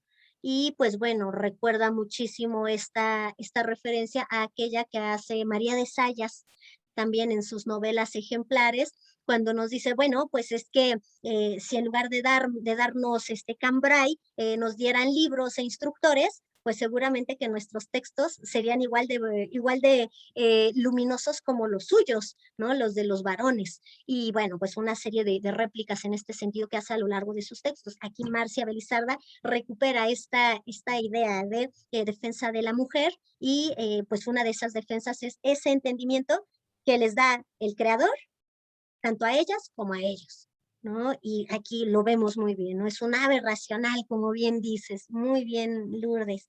Muy bien, Sharon. Y, Soch, perdón, adelante. Oye, Adrianita, bueno, Adriana, es que yo quiero mucho a Adrianita y bueno, te quería preguntar, a lo mejor yo necesito un poquito más de contexto. ¿Nos podías platicar quién fue Marcia Belizarda? Porque bueno, por lo que entiendo y lo que me comentaste, intuyo que fue alguien que fue una monja, porque me dijiste que fue en la cuestión seglar, ¿no? Entonces, pero no sé más o menos en qué años vivió para yo, bueno, para mí en el caso ubicarme más o menos, y era española, supongo. Efectivamente, pues miren, ella fue, bueno, su nombre ya como monja fue Sor María de Santa Isabel. Antes de ser monja, ella firmaba sus textos como Marcia Belizarda. Los, sus biógrafos, los investigadores en general de la poesía española del siglo, bueno, de la poesía del siglo de oro, sostienen que pues ella, insisto, en su etapa muy juvenil, adolescente, pues fue una seglar que escribió, se dice que escribió a muy corta edad, ¿no? Que empezó con, pues de alguna manera con esto acto de escritura a muy temprana edad y posteriormente ya en el convento pues desvió la vena seglar por la vena religiosa, por la vena mística, y el resto de sus composiciones que le conocemos son de esta naturaleza, tal como las que veremos de Cecilia del Nacimiento, por ejemplo. La fecha de nacimiento de Marcia Belizarda no se tiene con certeza. Se sabe, se estima que nació en la segunda mitad del siglo XVI. Y se cree que para 1646 todavía estaba viva. Pero, ¿A qué orden entró, Adriana? Y ella, si no me equivoco, fue creo que a las Carmelitas. Denme un segundito. Sí, a las Carmelitas. Ok. Entonces, sí, es que como yo necesitaba un poquito más de contexto, entonces ahorita ya me queda un poquito más claro, pues, los poemas. Gracias. Sí, no, para nada, al contrario, gracias. Sí, y de hecho, pues les digo, vamos a hacer como estas precisiones de naturaleza biográfica con estas poetas, porque también es interesante, como lo que veíamos hace un ratito, con esta Sorana de la Trinidad y Cecilia del Nacimiento, cuyos textos pasaron como uno solo, como de una sola autora, y pues en realidad no, en realidad eran dos autoras que formaron parte de la misma orden, en el mismo convento y en el mismo tiempo, ¿no? Bien, muy bien. Pues no sé si tengan alguna otra duda, comentario, algo que haya surgido ahí como inquietud tras revisar estos primeros poemas. Ok. Bien, entonces vamos a ver otras pruebas, otras evidencias de esta búsqueda literaria, de esta pesquisa literaria. Vamos con estos dos poemas. Ya estamos, ya dejamos Sí, Marce. Sí, antes de que pases al otro poema, quisiera ver el último del anterior, los últimos renglones. Es que me quedó una duda. Sí, adelante, Ok. Marce. Sí, ahí donde dice, yo ronco, tú seré sonoro, despertemos, cuanto en nuestra orilla cisnes graves. No, me recordó también a las cuestiones de la teoría de la música, del humor, en cuanto decía que son los dos extremos, ¿no? Porque pues también en estas cuestiones musicales, los graves y los agudos significan dos cosas opuestas. Entonces, podría ser esta cuestión de la alegría en contraste con la tristeza, y también porque los cisnes, pues en ese sentido se hace mucho énfasis a su canto. Y bueno, ya según las teorías de acuerdo al autor clásico que se consulte, uno de ellos, por ejemplo, Platón, que habla de este canto de los cisnes, que no se define exactamente si es de tristeza o de alegría, ¿no? Y entonces, bueno, ese era mi comentario. Gracias. Perfecto, no, gracias a ti, Marce. Sí, tiene mucha relación con esto que comentas, ¿no? De hecho, enfatiza, ¿verdad? De yo ronco, tú sonoro, precisamente por esta idea muy gongorina. Góngora siempre se enmascaraba en personajes que eran burdos, que eran poco talentosos. De hecho, uno de los retratos que él hace de sí mismo en un poema, eh, lo hace en un tenor cómico completamente. Es decir, es un tipo con un pantuflo, un tipo desgarbado, un tipo poco heroico, por así decirlo. Caso contrario a lo que hacen los poetas en general, ¿no? Los artistas, los poetas, cuando se empieza a tener esta idea de la autoría tan firme, cómo se retratan los mismos pintores, ¿no? El autorretrato. Y se empieza a tener esta idea de autoría y muy digna. En este caso, Góngora juega con todo eso, ¿no? Y siempre se pone como la pieza débil, como la pieza corrupta de un ambiente, ¿no? Él siempre se mostrará ronco, él siempre se mostrará con una vena ruda, él siempre se va a mostrar así y se va a poner siempre el contraste con un noble garzón, siempre se va a poner en contraste con algún gran poeta, es decir, siempre va a ser ese juego, ¿no? Que nos confirma esta idea que nos plantea Marce de los cisnes, ¿no? Y de esta teoría de la música. Y por aquí nos dice Lupita en el chat, me recordó esa frase del canto del cisne como una última y excelente acción ejecutada antes de morir. Sí, ¿Puedo hacer un comentario más? sí, claro, por Bueno, es supuesto, que Marce. con relación a lo que comenta Lupita, acabo de encontrar el fragmento precisamente de Platón en el Fedón, donde nos habla del canto de los cisnes y dice, los cisnes cuando siente que se les aproxima la muerte, cantan más y más bello que nunca. Tal es el gozo que experimentan al comprender que van a reunirse con el Dios a quien sirve. Pero los hombres, por su propio temor a la muerte, calumnian a los cisnes diciendo que lloran su fin y cantan de tristeza, sin reflexionar que no hay ave que cante cuando tiene hambre o siente frío o está afligida para cualquiera otra pena. Eso era todo. Gracias.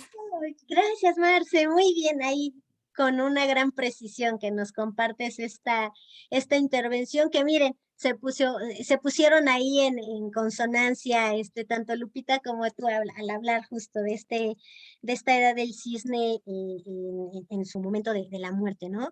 Ujú, muy bien, perfecto, Marce, perfecto, Lupita. Bien, pues entonces les decía, vamos a dar un pasito más y vamos a abandonar por un momento la poesía amorosa de carácter profano y vámonos pues a la poesía de naturaleza, este, ahí está, de poesía mística, estaremos ya hablando, o de poesía religiosa. Cuando hablamos de poesía mística estamos entrando en un terreno peligroso. ¿Por qué?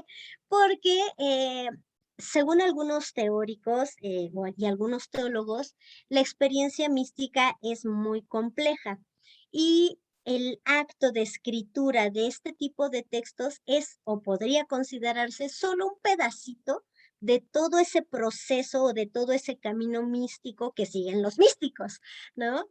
Valga la redundancia.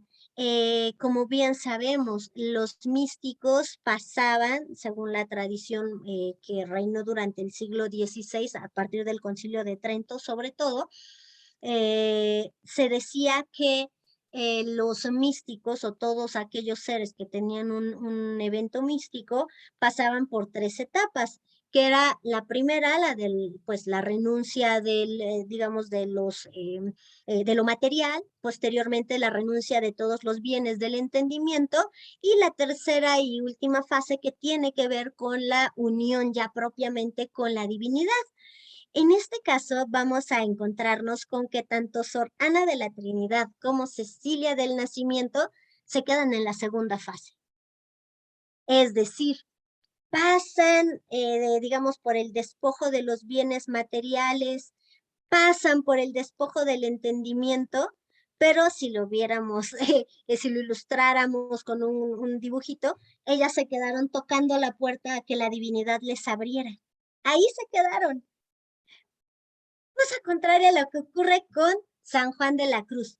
San Juan de la Cruz sí lo alcanza. San Juan de la Cruz sí llega a ese momento de unión y logra regresar para compartir su texto.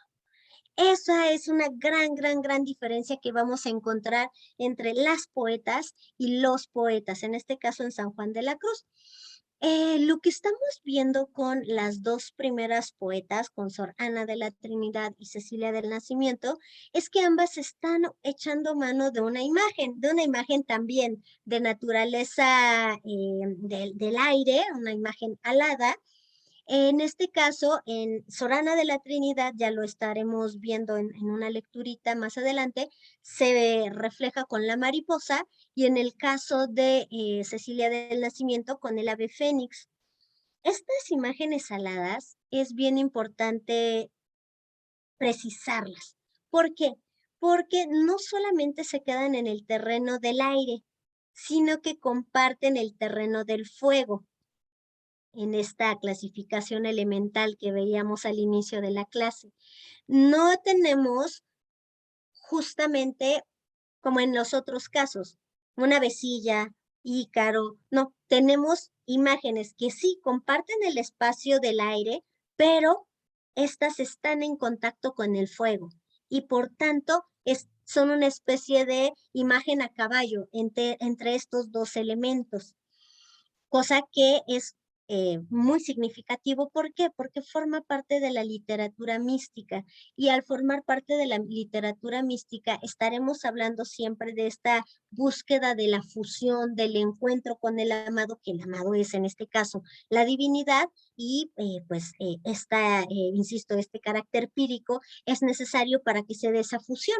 Ahorita veremos ya con el caso concretito de ambos poemas a qué me estoy refiriendo. ¿Vale? ¿Quién le quiere dar voz a Sor Ana de la Trinidad?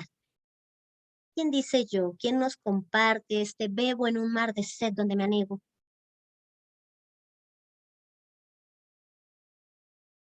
Nadie, no se animan.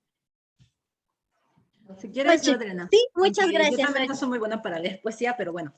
Dice, bebo en un mar de sed donde me anego. Bebo en un mar de sed donde me anego, que los umbrales puesta el alma mía del bien se desfallece de alegría, y a gozarle del todo nunca llego. Crece la llama de mi ardiente fuego, y en él cual mariposa mi porfía, busco la luz de aquel eterno día, y antes que amanezca en él me ciego.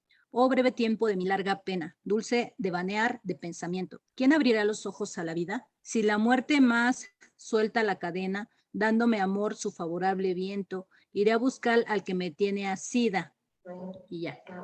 Perfecto, Xochitl, muchísimas gracias. Y ahorita, Eli Reyes, si nos apoyas con el siguiente soneto, estaría grandioso. Muchísimas gracias. Pues bueno, en este primer soneto, el de Sor Ana de la Trinidad, cuya edición, bueno, insisto, acaba de salir hace poquísimo, es Dolor Humano, Pasión Divina, los 19 sonetos de Sor Ana de la Trinidad. En este compendio de sus poesías, de sus sonetos, lo que nos encontramos precisamente es una serie de composiciones que aluden a esta experiencia mística. En todos ellos se hace referencia a esta segunda etapa de la vía mística, de este camino místico, y se nos presenta al yo lírico, que en este caso toma la forma de una mariposa. Cual mariposa busco la luz de aquel eterno día. Esa mariposa es el yo lírico. Ese yo lírico es un yo lírico que está buscando a la divinidad, a ese ardiente fuego. Es lo que está planteándonos este soneto.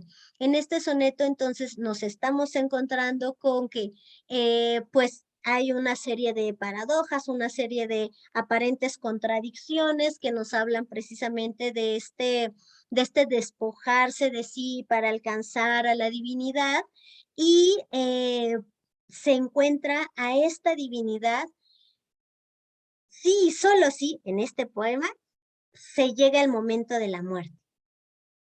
Y eso lo vemos en la última estrofa, en el último terceto. Dice, si la muerte me suelta la cadena, dándome amor su favorable viento, iré a buscar al que me tiene asida. Es decir, aquel que la tiene asida a esa mariposa que busca el fuego, es la divinidad, es Dios. Y en este caso, va a encontrarlo, sí, solo sí, la muerte le suelta la cadena. Es decir, solamente cuando perezca, solamente cuando deje este plano material, va a encontrarse ya con la divinidad. Cuestión que nos va a llamar la atención si lo confrontamos con el texto de O peregrino y en del alma mía. ¿Por qué? Porque aquí no se pone como requisito la muerte, ¿no? No se nos habla de ella, se nos dice, bueno, pues sí, sin duda estoy aquí detenida esperando a que la divinidad me acepte, a que me pueda fundir con esa divinidad, pero realmente no tengo un requisito para llegar a ello, ¿no? Y pues Eli, no sé si gustes apoyarnos con este segundo soneto místico. Sí, perdón, es que no soy como muy hábil con esta aplicación y hace rato no podía contestar rápido, pero a ver ahorita. No te preocupes, adelante. Gracias. Oh peregrino, hiende el alma mía, que solo sin resabios ni recelos puedes matar mi sed, quitar mis duelos y convertir mi llanto en alegría. Pues eres tú mi luz, mi guarda y guía, que tengo yo en la tierra y en los cielos. No quiero medios, no quiero consuelos. Fuera de ti, de todo me desvía. En soledad, de todo enajenada, desnuda de mi sed y de mi vida, para ser como fénix renovada, en tu amorosa llama encendida, me arrojé, que si fuere allí quemada, seré cual salamandra renacida. Perfecto, Eli, muchas gracias. Bien, así como nos acaba de leer aquí Eli este soneto de Cecilia del Nacimiento, nos encontramos con otra imagen del aire y al mismo tiempo una imagen del fuego que es el fénix o la fénix, ¿no? En este caso, el yo lírico se asocia con esta fénix y pues sabemos, ¿no? Por tradición, ya nos hablaban de ello Marce, en sesiones anteriores, esta idea del fénix como entidad que resurge, ¿no? Que tiene la capacidad de recrearse, ¿no? A partir de sus cenizas. Y pues en este caso se ve al yo lírico como una entidad que es capaz de renacer a partir de las cenizas digamos, de este proceso místico, es decir, a partir de todas estas fases que comentamos hace un ratito y la posterior fusión con la divinidad. Sí, Lourdes. Sí, es con respecto al soneto de Sor Ana de la Trinidad, Claro. porque creo que la muerte no solo se ve, digamos, esta idea de la muerte no solo se ve en el último terceto, sino también en el penúltimo, en donde está hablando de su breve tiempo en la vida, en la vida terrenal, digámoslo así, dice, breve tiempo de mi larga pena. O sea, todo su periodo de vida ha sido un penar, puesto que no ha llegado con su amado, que es la divinidad. Pero aquí también es fundamental, creo, este último verso en donde dice, ¿quién abrirá los ojos a la vida? Porque es totalmente contradictorio con cuando alguien muere, no le abren los ojos, sino que le cierran los ojos porque está ya dejando la vida. Y aquí, en cambio, al morir, lo que hace es abrir los ojos, pero a una nueva vida, ¿no? Entonces, estos dos últimos, aunque en todos lados hay ciertos indicios, ya son totalmente claros de que tiene que morir para poderse fusionar con el que la tiene asida, que es el Dios, ¿no? Muy bien, Lourdes, y eso es muy, muy cierto. Esta idea un tanto contradictoria que uno vería, ¿no? Bueno, pero ¿por qué va a abrir los ojos a la vida si ya va a estar muerta, ¿no? ¿Qué es lo que está sucediendo ahí? Pues es precisamente parte de este juego de, dicen algunos críticos, que la poesía mística se regodea en las paradojas y las contradicciones, precisamente porque es una experiencia que difícilmente se puede expresar, ¿no? Que se puede expresar de manera directa y clara, y por tanto tiene que emplear todos estos recursos de negaciones y dobles negaciones y contradicciones, que es lo que ellos plantean, ¿no? Y en este caso ahí vemos un ejemplo, ¿no? Bien clarito, de, bueno, pues, se abre los ojos a la vida, sí, la vida ultraterrena, la vida, el más allá, ¿no? Que es a lo que se está refiriendo la autora, y en este caso vale la pena mencionar que Sorana de la Trinidad, ya en el terreno biográfico y tal, fue una autora que ya les mencionaba, padeció muchísimo en materia de salud. Esta autora además se mortificaba, ¿no? Ya saben, tenía este tipo de gestos, y ella aseveraba que pues sí, que tenía estos encuentros con la divinidad, o que lograba ese nivel de éxtasis, por así decirlo. Y pues lo que se llegó a pensar por muchos años es que ella estaba en un carácter de beatitud. Es decir, cuando ella muere, sus restos, y así lo menciona este investigador Jesús Cáceda, sus restos en los registros del convento parece que despiden aroma de flores. Sus restos quedan incorruptos. Sus restos empiezan a, pues, ya saben, a tener pues todos estos rasgos de santidad, y por ello la gente empieza a atribuirle este carácter santo a Sorana de la Trinidad. Tanto así que todavía en el siglo XVIII, principios del XIX, está abierto el proceso de beatificación y de santidad posterior de Sorana de la Trinidad. Se empiezan a recopilar milagros, ¿no? Se empieza a decir, bueno, es que sí, gracias a Sorana de la Trinidad se logró esto, y es que gracias a Sorana de la Trinidad yo pasé por esto, y entonces se empieza a hacer todo el archivo, toda la carpeta, para que se le canonice y tal. No llega a tal, se interrumpe ya este proceso, se da marcha atrás y listo, pero sí hay registros, sí hay documentos que pues ponen muy cerquita a esta poeta pues de un carácter santo, ¿no?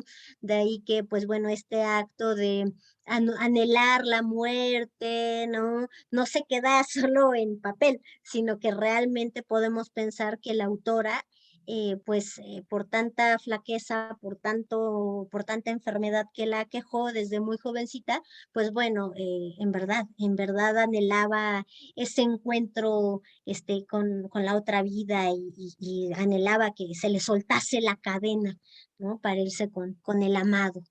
Sí, Sach.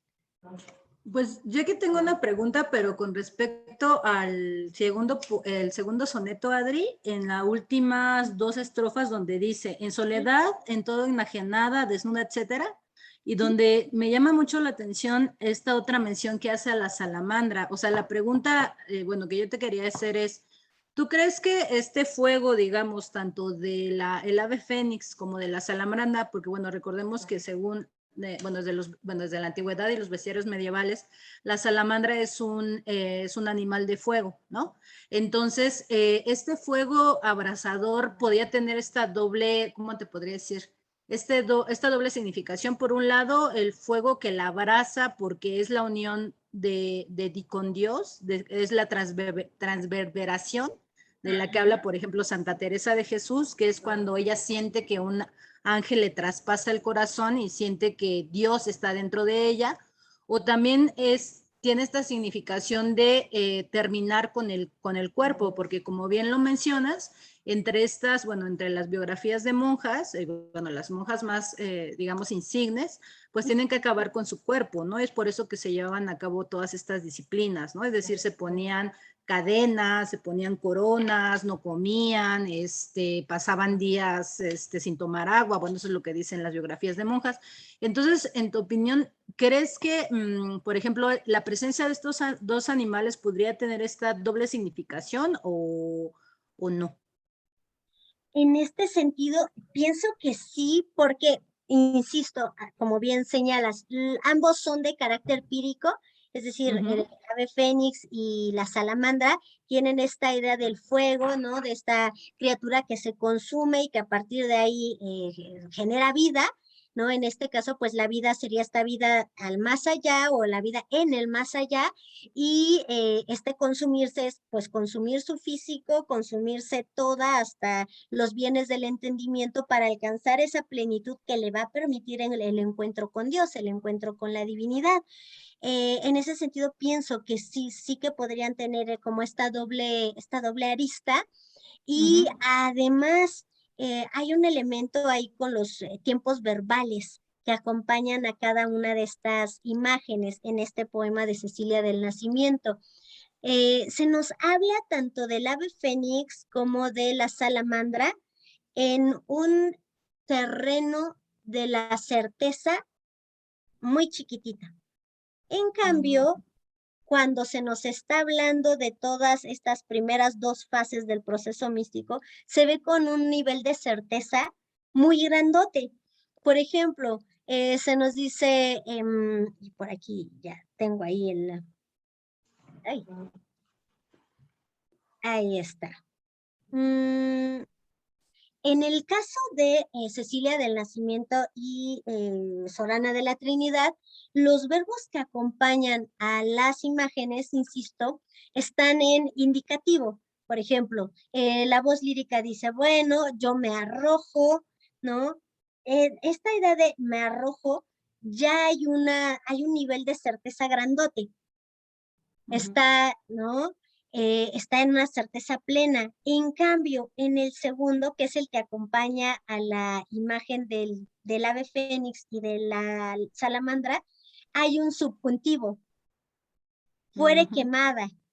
Si yo fuere quemada, es decir, no hay una certeza de que eso ocurra. Ah, ok. En cambio, en el otro, en el primer caso, ahí sí que hay una certeza de que ocurrió, ¿no? Es decir, dice, ahí está. Dice, en soledad de todo enajenada, desnuda de mi ser y de mi vida, para ser como fénix renovada en tu amorosa llama encendida, me arrojo, es decir, me arrojo como fénix renovada, y si fuera allí quemada, seré cual salamandra renacida. Ese seré está en futuro, lo cual también nos da un nivel de certeza chiquito. Y todo ello nos hace pensar que entonces los verbos que acompañan a las imágenes fénix y salamandra están en un nivel de certeza bajo. Es decir, están en un nivel de realización chiquitito. En cambio, el resto de las acciones, tú eres mi luz, mi guarda y guía, que tengo yo en la tierra. Es decir, están en presente, hay una certeza. Tú eres mi guía, tú eres mi guarda, aquí en la tierra y en los cielos. Hay una certeza grandota frente a esta certeza chiquita del yo lírico cuando es un ave fénix o cuando es una salamandra. Y esto pues ya nos está hablando precisamente de una, insisto, poca o gran certeza de que los hechos o las acciones se den. Insisto, en estas dos poetas hay una expectativa a que sean recibidas en esta tercera fase de la mística, es decir, a que logren la unión. En ninguna de ellas se alcanza la plenitud. Es decir, el ser salamandra y el ser ave fénix consumida en la misma divinidad, no hay una certeza de que ocurra. Es todo en un nivel hipotético. Uno podría decir como lector, se quedan ahí en la puerta esperando a que la divinidad les, pues justo les, lo vaya, ¿no? La vaya a aceptar, pero en realidad no hay no estamos seguros de que eso vaya a ocurrir. Y eso deja entonces al yo lírico en igual, en un nivel de incompletud. Es decir, no hay una plenitud como si la hay con un Ícaro, por ejemplo. Con un Ícaro sí hay esta certeza de que, bueno, voy a volar, sí me voy a caer, pero también voy a disfrutar de este gozo. En este caso no, en este caso, bueno, sí, me voy a consumir, ok, voy a gozar el consumirme, pero no estoy segura de que vaya a lograr consumirme aún. Tengo que esperar como a pasar otros filtros para que se me acepte y pueda llegar a ese momento. Y pues bueno, eso nos deja como en un estadio de no plenitud a estas voces líricas femeninas, a estas voces líricas que toman la forma ya de la mariposa, ya del ave fénix o la salamandra. Y sobre esto mismo nos comenta la doctora Lourdes. Lourdes nos dice, respecto al comentario de Xochiquetzali, también podríamos asociar los verbos abrazar y abrazar, con Z y con S, mediante una paronomasia. Ajá, sí, es cierto, en este sentido del quemarse, de abrazarse y de abrazar, ¿no? Con, digamos, el acto de los que ejecutamos con los brazos, ¿no? Ujú, muy bien. Así es, Lourdes, y ahí tendríamos justo esta imagen que se construye a partir de una serie de eslabones metafóricos o de eslabones literarios y que nos ayudan a construir un sentido diferente de la composición frente a lo que veremos ahorita con San Juan de la Cruz. En San Juan de la Cruz, esta copla tan linda que me gustaría compartirles ya como última evidencia de nuestra pesquisa, digamos, para comprobar esa pregunta que lancé hace un ratillo. No sé, ¿quién nos comparte este texto? Tras de un amoroso lance de San Juan de la Cruz.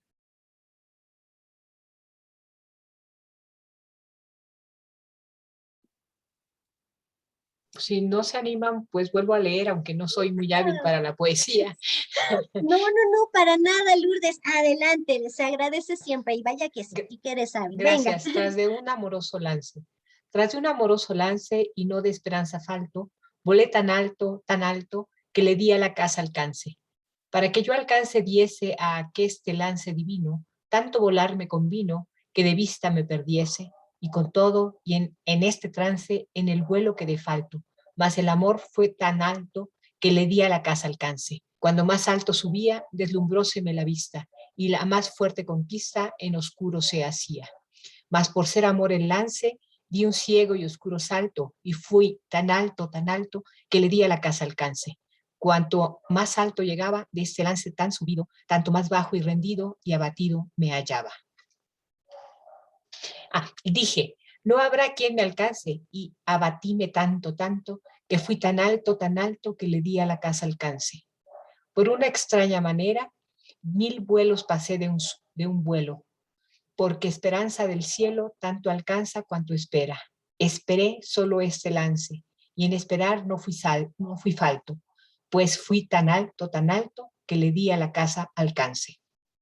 Muchísimas gracias, Lourdes. Aquí en estos 36 versos tenemos la muestra así clarísima de el cambio en la experiencia tanto de las monjas como de San Juan de la Cruz. Es decir, estamos observando en esta composición de Yepes una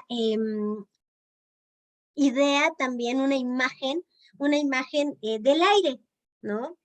Estamos viendo que volé tan alto, es decir, estamos nuevamente en este terreno de las imágenes del aire.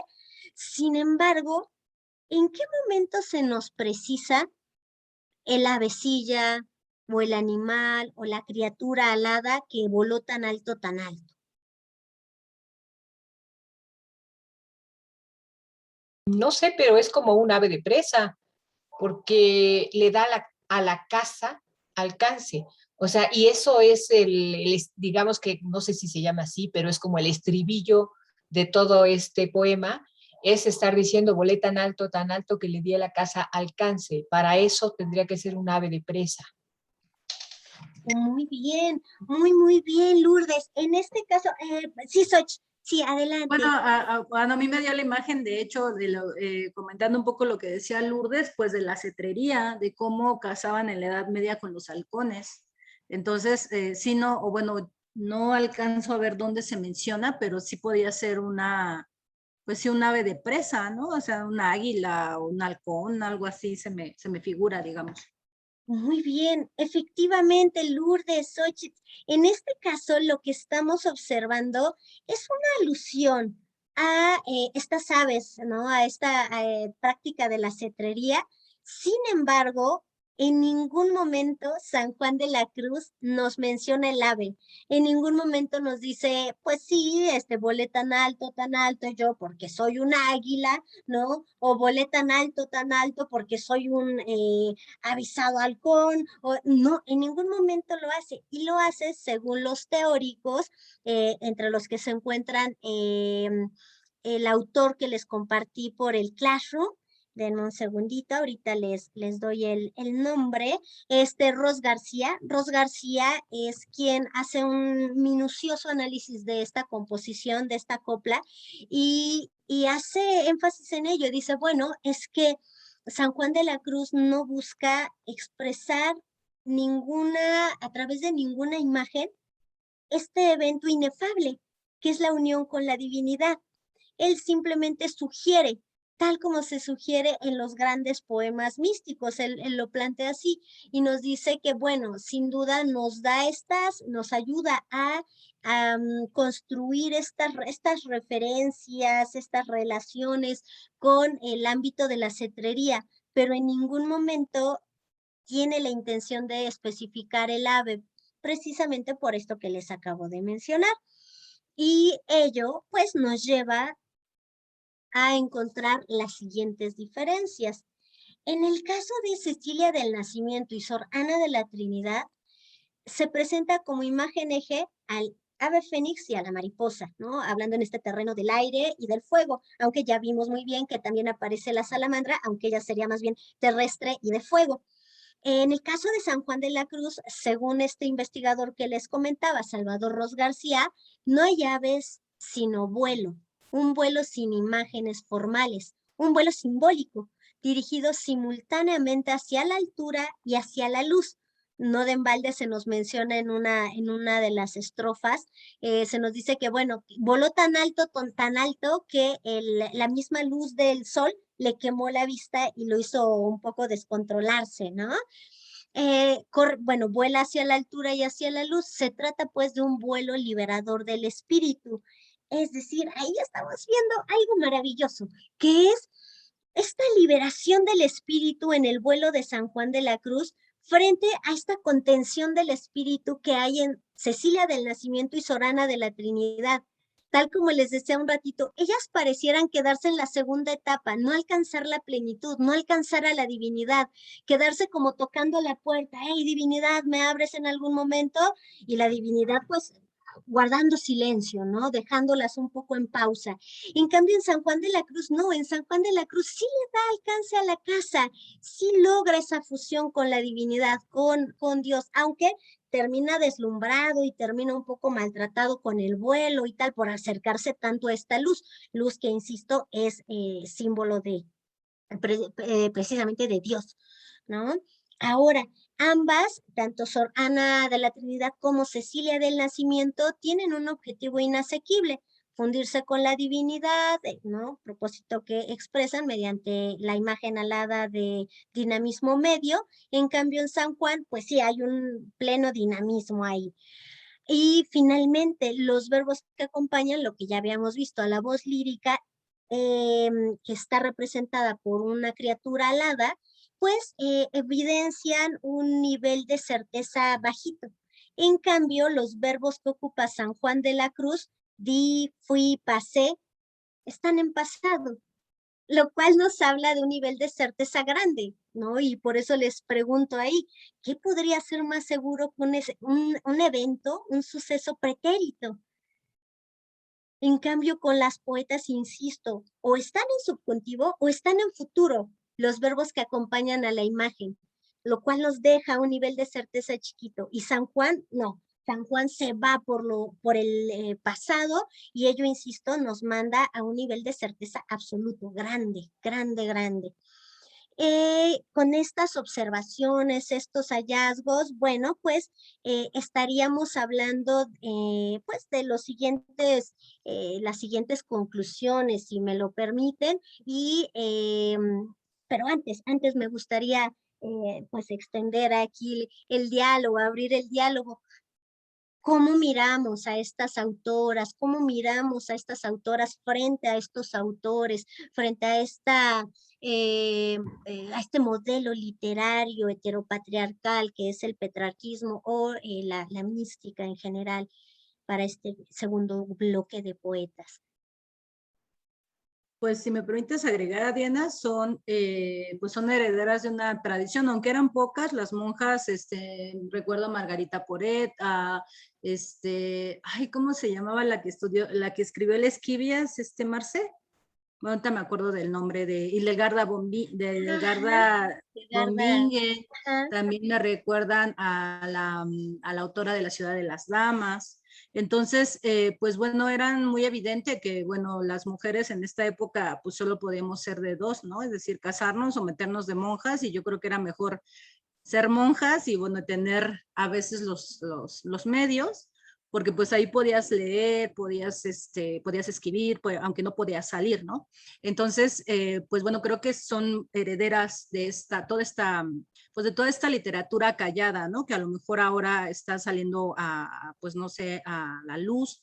Y ya nada más para concluir, ahorita que dijiste de lo de San Juan, me recordó mucho el águila que dicen en los bestiarios medievales, que el águila lo que hacía era para rejuvenecer, subía hasta el cielo, hasta, bueno, casi tocar el sol, así lo decían, y luego se dejaba caer.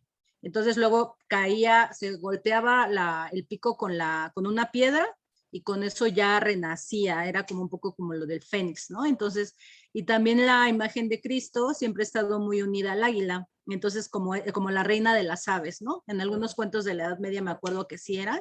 Entonces, bueno, nada más esas eran como algunas observaciones. Perfecto, así es, y es interesantísimo, ¿no? Como pues San Juan alude a esa águila, ¿no? O a estas aves de cetrería, particularmente a esta por esta mención que hace del sol, pero en ningún momento lo expresa de manera directa, ¿no? Jamás lo hace de manera explícita, y eso pues es, como ya lo apunta Ross, pues una operación deliberada para hacer mención de un símbolo, en este caso, ¿no? De un símbolo. Bien, bien, bien, bien. ¿Alguien más gusta intervenir, compartir alguna reflexión, algo que se haya quedado en el tintero? Sí, Sharon.